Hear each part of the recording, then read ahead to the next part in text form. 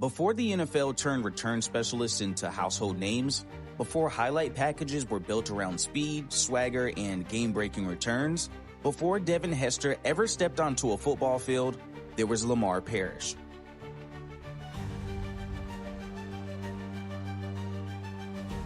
And yet, somehow, history barely says his name. A 7th-round pick from a small Missouri school, a defensive back who didn't just stop drives, he ended them. A player who could flip a game on a single punt, a single interception, a single moment of chaos. Lemar Parrish wasn't just good, he was everywhere. Defense, special teams, scoreboard, record books. Here's the part that should stop you cold. No 7th-round pick in the Super Bowl era made more Pro Bowls than Lemar Parrish. 8 of them. That's not trivia, that's dominance. And yet, when NFL fans talk about all-time great cornerbacks, elite return men, or the most versatile defenders the league has ever seen, his name is usually missing. Why?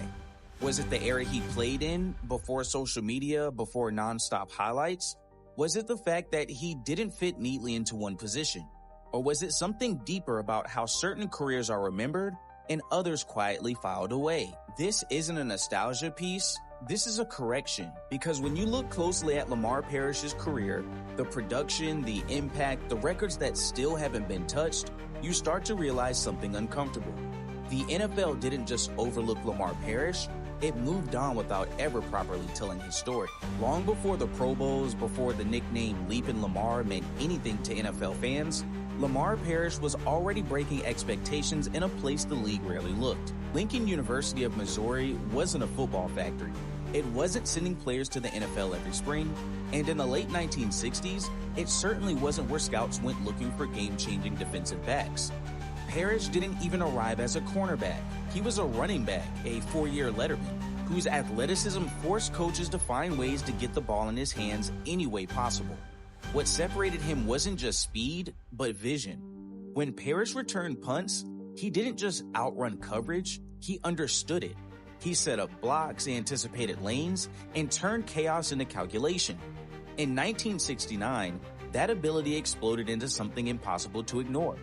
Parrish returned a punt 95 yards for a touchdown, the longest in school history, a record that still stands. In that same season, he averaged 16.8 yards per punt, another mark untouched decades later. In one game alone, he racked up 129 punt return yards on just 3 returns.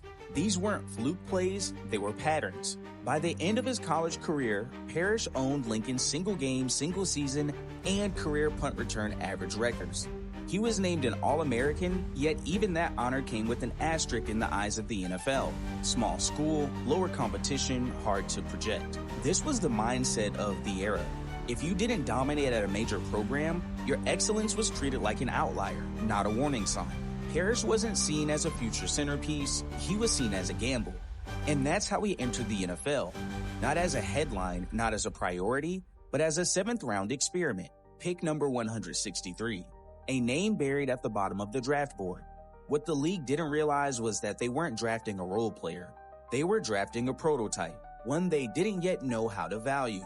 When the Cincinnati Bengals selected Lemar Parrish in the 7th round of the 1970 NFL Draft, there were no cameras waiting, no expectations to manage, no long-term plans built around him. 7th-round picks in that era were roster fillers, camp bodies, player you hoped might stick on special teams if everything went right. Parrish didn't wait for things to go right. From the moment he stepped onto an NFL field as a rookie, he forced himself into the conversation. Not gradually, immediately. 5 interceptions, nearly 700 combined return yards. 2 touchdowns, including one on a kickoff return and another on a blocked field goal. On just 16 kickoff returns, he averaged an absurd 30.1 yards per return. That wasn't promise, that was impact. What made Parrish dangerous wasn't just athleticism, it was unpredictability. Opposing teams didn't know where he'd hurt them. One series he was breaking up passes, the next he was flipping field position. Then suddenly, the ball was in his hands and the stadium noise shifted, because everyone knew something bad was about to happen. And that's when the quiet problem started. Parrish didn't fit a single label. He wasn't just a cornerback, he wasn't just a returner. He was a scorer playing defense. In an era where specialists were boxed into narrow roles, Parrish kept breaking out of them. The Bengals didn't draft him to be a star, but by the end of his rookie season, they had one whether they liked it or not. Pro Bowl voters noticed immediately. As a rookie, Lemar Parrish was selected to the Pro Bowl. Then, again the next year, and again. What was supposed to be a developmental pick was suddenly one of the most reliable playmakers on the roster. But here's the tension that would follow him for the rest of his career. The more Parrish produced, the harder it became for the league to explain how a 7th-round pick from a small school was doing this consistently. And instead of adjusting the narrative around him, they quietly stopped trying to explain it at all. Because what came next in Cincinnati would push Parrish from valuable to dangerous, the kind of player who didn't just win games, but embarrassed opponents in ways they never forgot. By the mid-1970s, Lemar Parrish wasn't sneaking up on anyone anymore. Defensive coordinators knew his name, special teams units feared him, quarterbacks hesitated when throwing in his direction. And yet, even as his influence grew, his reputation somehow lagged behind his production. In Cincinnati, Parrish became something the Bengals had never seen before, and still haven't fully replaced. He wasn't just a defensive back who created turnovers, he turned them into points. Over 8 seasons with the Bengals, Parrish scored 13 touchdowns on returns or recoveries, interceptions, punts, fumbles, even a blocked field goal. No other player in franchise history has matched that kind of scoring diversity from the defensive side of the ball. And it wasn't spread out quietly over time. Parrish delivered in bursts that shattered games. In 1970 against Buffalo, he returned a kickoff 95 yards for a touchdown, then later in the same game, took a blocked field goal back 83 yards to the house. In 1972 against Houston, he intercepted 2 passes and returned both for touchdowns.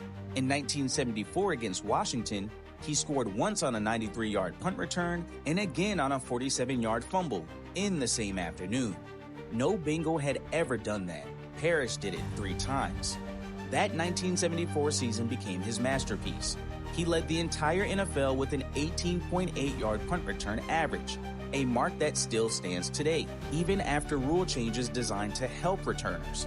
That number isn't just impressive, it's untouchable. By the end of his Bengals run, Parrish ranked among the franchise leaders in interceptions, punt return yards, and defensive touchdowns. He was selected to 6 Pro Bowls in 8 seasons, second most ever by a Bengals defensive player.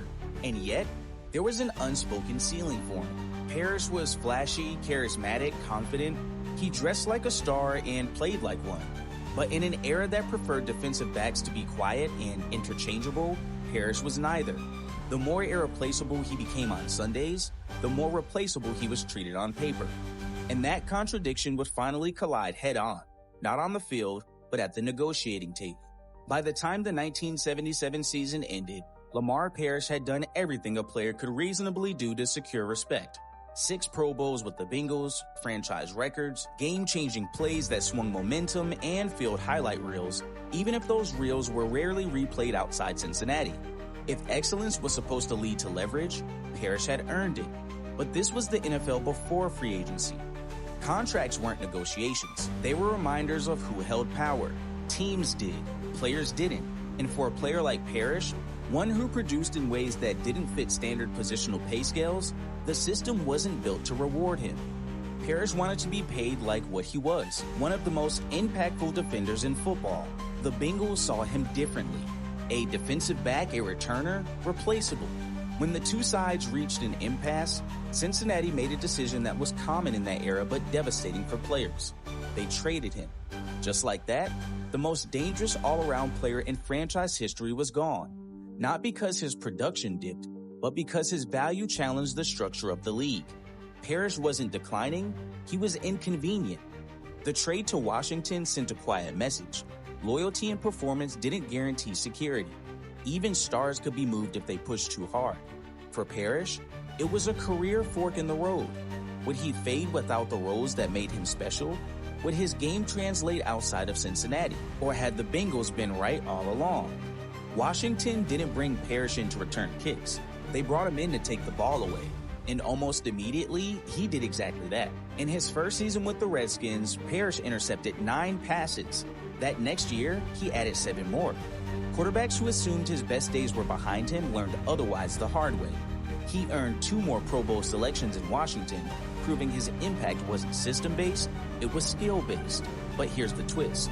Even as Parrish continued producing at an elite level, his role grew quieter. Less spotlight, fewer highlights, fewer reminders of just how dangerous he still was. And that silence would follow him into the final phase of his career, where numbers piled up, but recognition slowly slipped away. By the time Lemar Parrish entered the later years of his career, the numbers told one story and the narrative told another. On paper, Parrish was building a resume that few defensive backs in NFL history could match. Interceptions kept coming, Pro Bowls kept adding up, quarterbacks still avoided his side of the field. But something subtle was happening at the same time.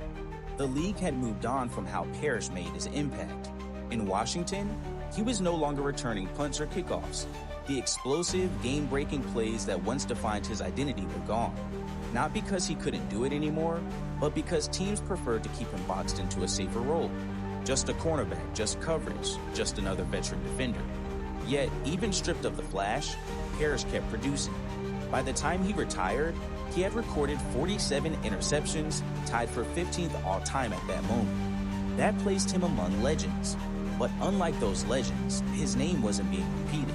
It wasn't being debated, it wasn't being framed as historically important. And that's where the quiet erasure settled in. Parrish didn't leave the game with a farewell tour. He didn't retire at the top of the interception leaderboard. As years passed, younger players climbed past him statistically, and his standing slipped lower on all-time lists. Not because his career lacked greatness, but because time diluted context.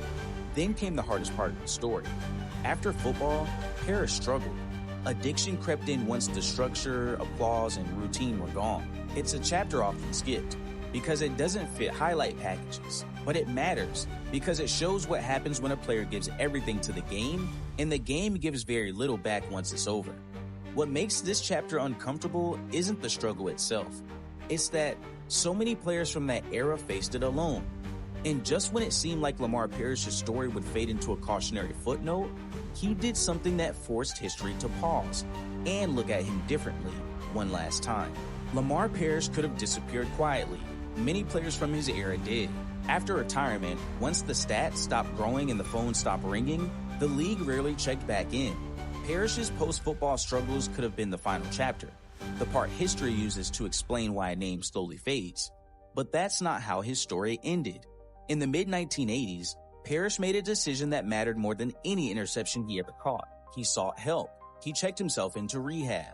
And when he came out, he didn't chase nostalgia or cling to the past. He rebuilt. He returned to Lincoln University, the same small school that once gave him his first real opportunity, and earned his bachelor's degree. Not for optics, not for headlines, for closure. Then he went further. Parrish became a coach. From 2004 to 2009, he served as the head coach of the Lincoln Blue Tigers, pouring his experience back into a program that had been overlooked, just like he once was. For the players who came after him, Lemar Parrish wasn't a forgotten name. He was proof that greatness could come from anywhere, and that survival after football mattered just as much as success during it. In 2012, Lincoln inducted him into its Athletic Hall of Fame. Well deserved, but it also raised an uncomfortable question. Why did his recognition stop there? 8 Pro Bowls, 47 interceptions, 13 defensive touchdowns, the most Pro Bowls ever by a 7th-round pick in the Super Bowl era, tied with the Hall of Famer. So why isn't he one? Maybe because Parrish was too versatile to categorize, too early to be appreciated, too impactful without fitting a clean narrative box. The kind of player who forces historians to look deeper instead of skimming stat lines.